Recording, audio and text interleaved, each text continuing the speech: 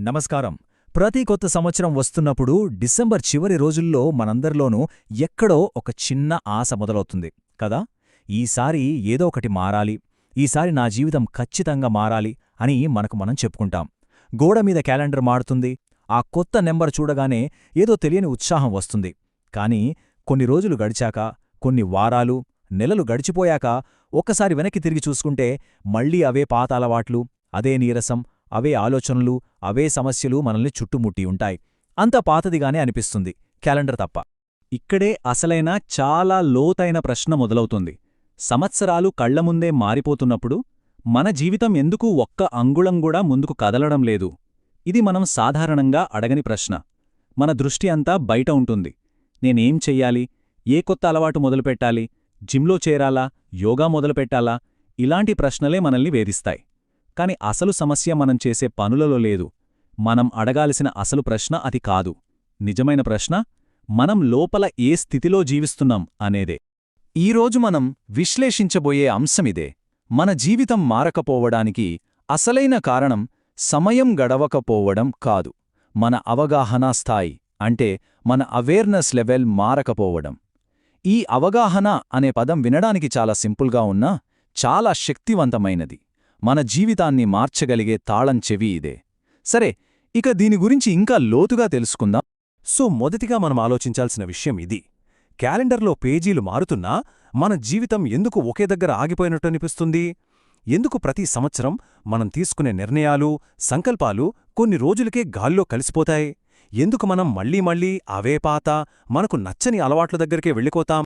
మనలో చాలామంది జీవితం అనేది మనం చేసే చర్యలతో, అంటే యాక్షన్స్తో మారుతుందని చాలా గట్టిగా నమ్ముతాం.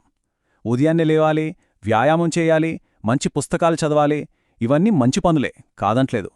కాని ఇక్కడ మనం ఒక ప్రాథమికమైన విషయాన్ని పూర్తిగా మిస్ అవుతున్నాం. నిజమైన, శాశ్వతమైన మార్పు చర్యలతో మొదలవదు. అది మన అవగాహన మారినప్పుడు మాత్రమే మొదలవుతుంది. చర్యలనేవి కేవలం దాని సహజమైన ఫలితం.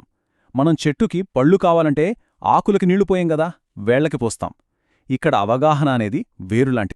ఇప్పుడు మనం ఇంకొంచెం లోతుగా వెళ్ళి ఈ అవగాహన అంతరమంటే ఏంటో చూద్దాం. మనకు మన నిజ స్వరూపానికి మధ్య ఉన్న గ్యాప్ ఇదే. మనని మనం చూసుకునే విధానంలో ఉండే ఒక అగాధం. మార్పును మన జీవితంలోకి రాకుండా అడ్డుకునేది ఇదే. ఈ గ్యాప్ని మనం అర్థం చేసుకుంటే అసలు సమస్య ఎక్కడుందో మనకు స్పష్టంగా తెలిసిపోతుంది. మన మెదడు ఎలా పనిచేస్తుందో చూస్తే ఈ విషయం ఇంకా బాగా అర్థమవుతుంది. మన బ్రెయిన్ ప్రాథమికంగా 2 విధాలుగా పనిచేస్తుంది. మొదటిది అలవాట్లు. అంటే మన బ్రెయిన్ ఆటోపైలట్ మోడ్లో ఉంటుంది. ఉదయం లేవగానే బ్రష్ చేయడం, స్నానం చేయడం, బండి నడపడం, వీటికి మనం పెద్దగా ఆలోచించాం, అవే జరిగిపోతాయి. ఇది చాలా సులభం, శక్తిని ఆదా చేస్తుంది. కాని జీవితాన్ని మాత్రం అస్సలు మారకుండా చేసేది కూడా ఇదే. ఇక రెండవది అవగాహన. అంటే పూర్తి స్పృహతో మనల్ని మనం గమనించుకోవడం. ఇది కొంచెం కష్టం. ఎందుకంటే అలా గమనించినప్పుడు మన గురించి మనకే తెలియని కొన్ని కొత్త, ఇబ్బందికరమైన నిజాలు బయటపడతాయి. కాని జీవితం నిజంగా మారాలి అంటే దానికున్న ఏకైక దారి ఇదే. ఒక చిన్న ఉదాహరణ తీసుకుందాం. ఒక వ్యక్తి బరువు తగ్గాలని, జంక్ ఫుడ్ తినకూడదని బలంగా నిర్ణయించుకున్నాడు. కాని ఆఫీస్లో మేనేజర్తో గొడవయి చాలా ఒత్తిడికి గురైనప్పుడు అతనికి తెలియకుండానే అతని చేయి ఆఫీస్ క్యాంటీన్లో ఉన్న సమోసా వైపు వెళ్ళింది. ఇది చూసి మనం ఏమనుకుంటాం? అయ్యో, ఇతనికి డిసిప్లిన్ లేదు అనుకుంటాం. కాని అది నిజం కాదు. ఇది డిసిప్లిన్ ఫెయిల్యూర్ కాదు, ఇది అవగాహన గ్యాప్. ఆ క్షణంలో అతను తనను తాను, నేనిప్పుడు నిజంగా ఆకలితో ఉన్నానా, లేక ఈ ఒత్తిడి, ఈ బాధ నుంచి తప్పించుకోవడానికి తింటున్నానా అని లోతుగా ప్రశ్నించుకోలేకపోయాడు. నేనసలు ఎందుకిది చేస్తున్నాను అనే ఆ చిన్న ప్రశ్న లేకపోవడమే అసలైన సమస్య. మనకు ఇంత మేలు చేసే అవగాహనను మనం ఎందుకు అంత సులభంగా తప్పించుకోవాలని చూస్తాం? దీనికి కారణం కొంచెం లోతైనది, మన భావోద్వేగాలతో ముడిపడి ఉంది. ఈ విభాగంలో మనం అహంకారం, అంటే మన ఈగో, ఈ మార్పుని ఎలా అడ్డుకుంటుందో, ఎందుకు అడ్డుకుంటుందో చూద్దాం. ఇక్కడ మనం ఒక శక్తివంతమైన కానీ కొంచెం ఇబ్బందికరమైన నిజాన్ని చూడాలి. మనలో చాలామందిమే పైకి మారాలననుకుంటాం, కాని ఆ మార్పుకు అవసరమైన అవగాహనను తట్టుకోలేం. ఎందుకంటే అవగాహన రాగానే మనల్ని మనం మోసం చేసుకోలేం, మనకు మనం అబద్ధాలు చెప్పుకోలేం. నాకు వ్యాయామం చేయడానికి సమయం లేదు అని చెప్పుకోవడం చాలా సులభం. ఎందుకంటే అది మనల్ని బాధితులుగా చూపిస్తుంది. కాని అవగాహన అనే వెలుగులో చూస్తే అసలు నిజం నేను దానికి ప్రాధాన్యత ఇవ్వడం లేదు అని స్పష్టంగా తెలుస్తుంది.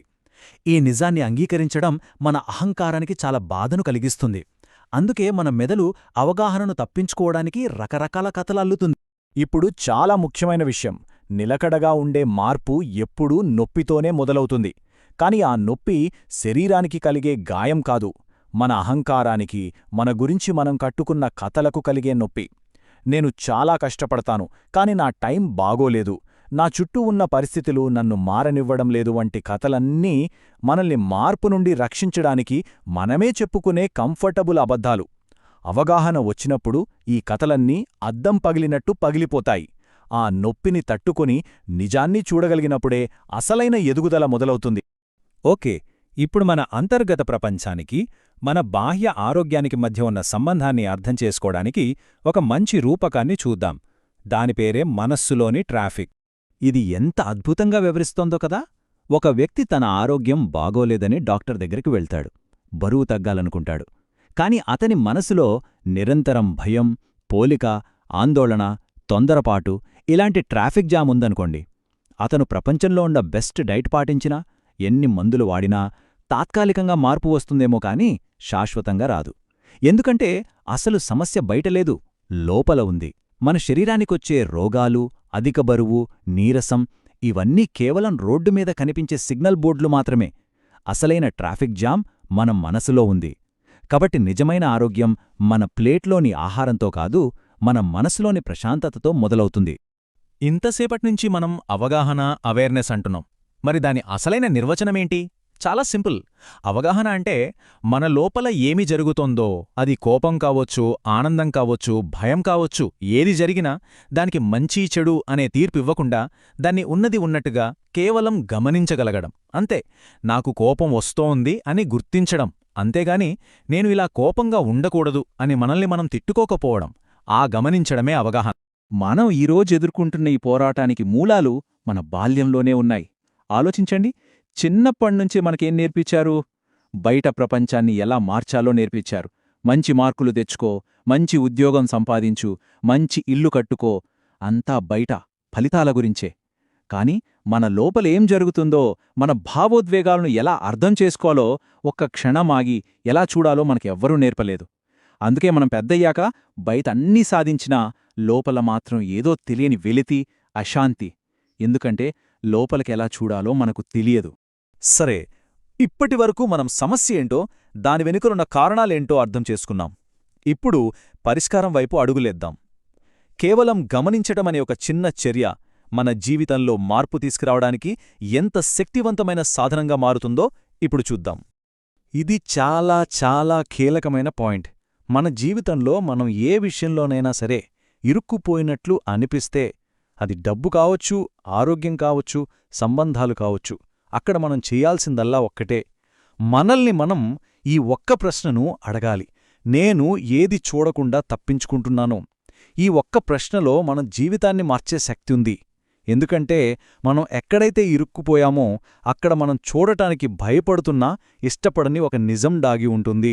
మరి ఈ ప్రశ్నను ఆచరణలో ఎలా పెట్టాలి? ఇది చాలా సులభమైన, ఎవరైనా చేయగలిగే వ్యాయామం. మొదటి స్టెప్, ఏదైనా చర్య తీసుకునే ముందు ఒక 30 సెకండ్లు ఏమీ చేయకుండా కేవలం గమనించండి. మీ శ్వాసను, మీ ఆలోచనలను గమనించండి. రెండవ స్టెప్, ఆ ప్రశ్నను నెమ్మదిగా మనసులో అడగండి. మూడవ స్టెప్, ఇది అన్నింటికన్నా ముఖ్యం, దయచేసి వెంటనే జవాబు కోసం వెతకవద్దు. మన లక్ష్యం సమాధానం కనుక్కోవడం కాదు, ఆ ప్రశ్నతో కాసేపుండటం, ఆ క్షణంలో మనల్ని మనం గమనించుకోవడమే అసలైన ప్రాక్టీస్. మన రోజువారీ జీవితంలో దీన్ని ఎన్నోసార్లు ఉపయోగించవచ్చు. ఉదాహరణకి, ఫ్రిడ్జ్ దగ్గరికి వెళ్లే ముందు ఒక్క క్షణం ఆగి, ఇది నిజంగా కడుపులో ఆకలా లేక మనసులో పుట్టిన ఏదైనా భావోద్వేగమా అని ప్రశ్నించుకోవడం. లేదా పదే పదే ఫోన్ చేతిలోకి తీసుకునే ముందు, ఇది బోర్ కొట్టి చేస్తున్నానా లేక నేను చెయ్యాల్సిన ముఖ్యమైన పని నుండి తప్పించుకోవడానికా అని గమనించడం. రాత్రి పడుకునే ముందు, నిజంగా అలసిపోయింది నా శరీరమా లేక ఆలోచనలతో అలసిపోయింది నా మనసా అని చూడగలగడం. ఈ చిన్న చిన్న గమనికలే కాలక్రమేణా పెద్ద మార్పులకు పునాది వేస్తాయి. ఇక్కడ మనం గుర్తుంచుకోవాల్సిన ఒక ముఖ్యమైన విషయమేమిటంటే, అవగాహన అనేది ఒక నైపుణ్యం, స్కిల్. అది పుట్టుకతో వచ్చేది కాదు, ఒక్క రోజులో వచ్చేది అంతకన్నా కాదు. ఇది సైకిల్ తొక్కడం లాంటిది. రోజూ ప్రాక్టీస్ చేసే కొద్దీ అది మనకు సహజంగా వస్తుంది. మనం దాన్ని పట్టించుకోకుండా తప్పించుకునే కొద్దీ అది తగ్గిపోతుంది. కాబట్టి ఇది ఒకసారి చేసి వదిలేసే పని కాదు, జీవితాంతం మనం అభ్యాసం చేయాల్సిన ఒక గొప్ప నైపుణ్యం. సరే, ఇప్పుడు ఈ మొత్తం విశ్లేషణను ఒక ముగింపు దశకు తీసుకువద్దాం. ఇదంతా అర్థం చేసుకున్న తర్వాత కొత్త సంవత్సరం అనే దానికి మన దృష్టిలో అసలైన అర్థమేమిటో ఒకసారి పునర్నిర్వచించుకుందాం. ఇప్పటివరకు మనం మాట్లాడుకున్న దాని మొత్తం సారాంశం ఒక్క వాక్యంలో చెప్పాలంటే ఇదే: క్యాలెండర్లో సంవత్సరం మారినంత మాత్రాన జీవితం మారిపోతుందని దయచేసి ఆశించవద్దు. అది కేవలం గోడమీదున్న ఒక కాగితం. ఎప్పుడైతే మన లోపల మన అవగాహన స్థాయి మారుతుందో అప్పుడు మన జీవితం దానంతటదే, మనం పెద్దగా కష్టపడకుండానే ఆటోమేటిక్గా మారుతుంది. కాబట్టి మన శక్తిని బయట మార్పుల కోసం కాకుండా లోపల అవగాహనను పెంచుకోవడంపై పెడదాం. ఇతరులకు చూపించుకోవడానికి చేసే మార్పుకు, మన జీవితం కోసం చేసుకునే మార్పుకు చాలా పెద్దది. నలుగురికి చూపించుకోవడానికి చేసే మార్పు చాలా వేగంగా, పైపై మెరుగుల్లా ఉంటుంది. దానికి నిరంతరం బయట నుండి ప్రశంసలు, గుర్తింపు కావాలి. కాని మన జీవితం కోసం చేసుకునే మార్పు చాలా నెమ్మదిగా, లోతుగా ఉంటుంది. అది మన అంతర్గత అనుభవం. దానికి ఎవరి ప్రశంసలో అవసరం లేదు. మన జీవితం బాగుపడటమే దానికి అసలైన ఫలితం. ముగింపుగా ఈ ఒక్క వాక్యాన్ని మనసులో పెట్టుకుందాం. మన జీవితం నిజంగా మారడం ఎప్పుడు మొదలవుతుంది అంటే, మనం మన జీవితాన్ని ఒక సినిమా చూస్తున్న ప్రేక్షకునిలా, ఒక సాక్షిగా చూడటం మొదలుపెట్టిన రోజు. మన ఆలోచనలను, మన భావోద్వేగాలను, మన చర్యలను ఎలాంటి తీర్పులు లేకుండా కేవలం గమనించగలిగిన ఆ క్షణమే మన జీవితంలో ఒక కొత్త అధ్యాయానికి నాంది. అదే మనకు అసలైన కొత్త సంవత్సరం. ఇప్పుడు ఈ విశ్లేషణను ముగించే ముందు ఒక చిన్న ఆలోచనను మీతో వదిలివెళ్తున్నాను. మన జీవితంలో మనం ఎక్కడ ఇరుక్కుపోయినట్లుగా, ముందుకు వెళ్లలేకపోతున్నట్లుగా అనిపిస్తోందో ఒక్కసారి ప్రశాంతంగా గమనిద్దాం. అక్కడ ఆగి మనని మనం ఈ ఒక్క ప్రశ్నను అడుగుదాం: నేను ఏది చూడకుండా తప్పించుకుంటున్నానో? సమాధానం కోసం వెతకకండి, తొందరపడకండి, కేవలం ఆ ప్రశ్నతో ఉండండి. సమాధానం దానంతట అదే సరైన సమయంలో మీకే తెలుస్తోంది. ఇలాంటి విషయాలు మీ జీవితానికి ఉపయోగపడుతున్నాయి అనిపిస్తే ఈ వెల్నెస్ గీక్స్ని ఒక స్నేహితుల్లా భావించి సబ్స్క్రైబ్ చేయండి. ఇక్కడ మనం ఆరోగ్యం, మనసు, జీవనశైలి గురించి చాలా సింపుల్గా మన భాషలో మాట్లాడుకుంటాం. ఈ వీడియోలో చెప్పిన విషయాలు ఇంకా లోతుగా తెలుసుకోవాలంటే డిస్క్రిప్షన్లో కొన్ని మంచి పుస్తకాల లింక్స్ పెట్టాను. మీరు వాటిని కొనుగోలు చేస్తే అది ఈ ఛానల్కు సపోర్ట్ అవుతుంది, మరింత మంచి కంటెంట్ తీసుకురావడానికి సహాయపడుతుంది.